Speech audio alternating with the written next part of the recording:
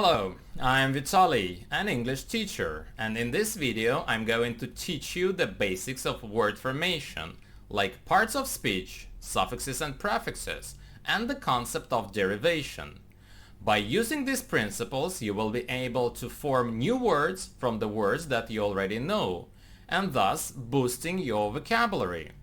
Alright, let's get down to business. Let me introduce some key concepts, and the first one is the parts of speech. We'll start with verbs, words indicating a state or action, both physical or mental, for example, create.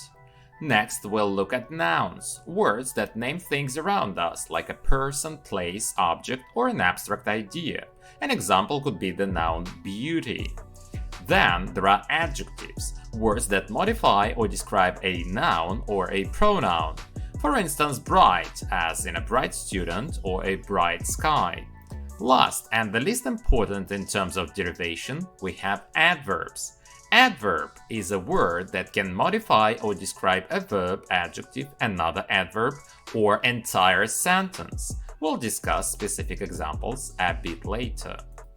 You might have noticed that I'm using specific colors and shapes to highlight different parts of speech.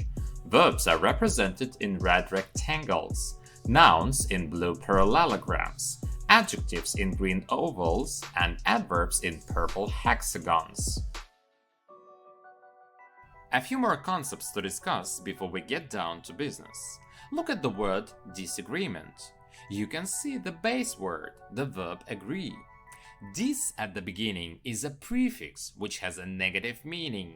This is like a sticker that says not or opposite of, so this makes the opposite of agree, and it is called a prefix. At the end you can see ment. It is a suffix which turns verbs into nouns. So a prefix is placed at the beginning, a suffix is added to the end of the word. The new word, which is derived from agree, is called a derivative. And finally, the process of creating new words with prefixes and suffixes is called derivation. Alright, it's time to find out how powerful derivation can be in expanding your vocabulary and boosting your fluency. We will start with the verb create. To derive a noun from create, we need a suffix. Which suffix is suitable? Under the noun symbol, you can see two options, ion and nes. Which one should we choose and why?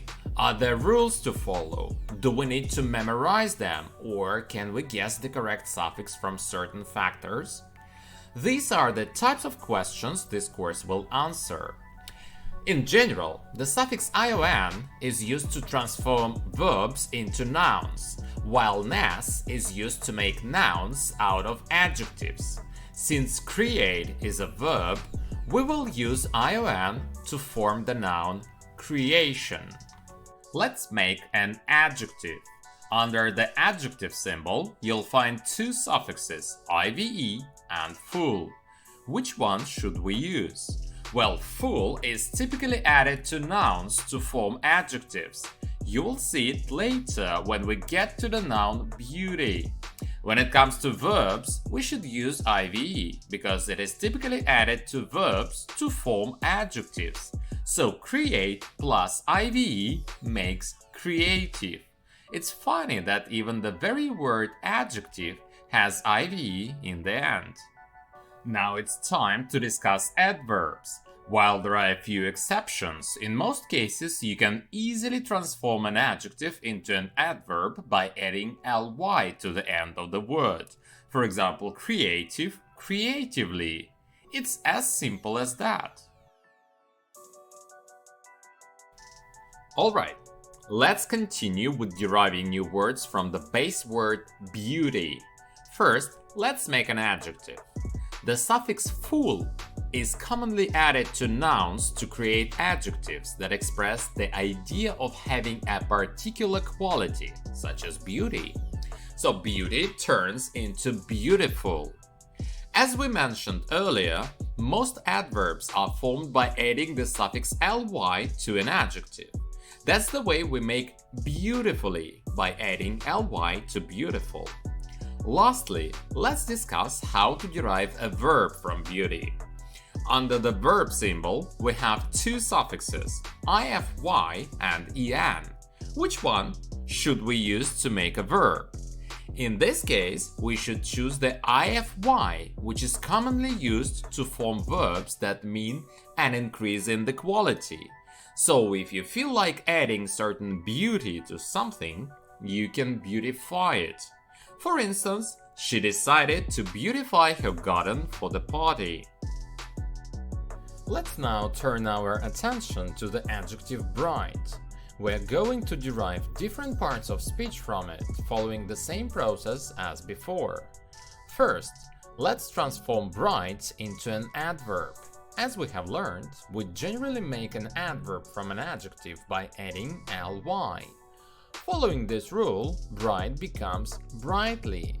This adverb could be used to describe the manner of an action, such as the stars were shining brightly in the night sky.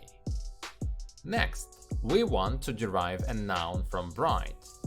We have two options under the noun symbol, ion and ness.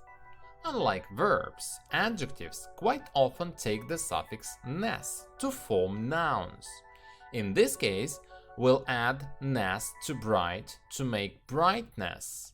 The noun brightness refers to the quality of being bright. Lastly, we'll derive a verb from the adjective bright. We have two suffixes under the verb symbol, ify and en. Traditionally, the suffix ify is added to adjectives and nouns of Latin origin, meaning that these words are not authentic English ones and they were borrowed from the Latin language. However, the en suffix is typically added to adjectives and sometimes nouns of Anglo-Saxon origin, or to put it simply, genuine Old English words to form verbs. Bright is an Old English adjective, so we'll use en to form the verb brighten. Brighten means to make something brighter or to become bright. For instance, the morning sun will soon brighten the room. In contrast, using the suffix ify with bright to create brightify wouldn't be appropriate because brightify is not a recognized word in English.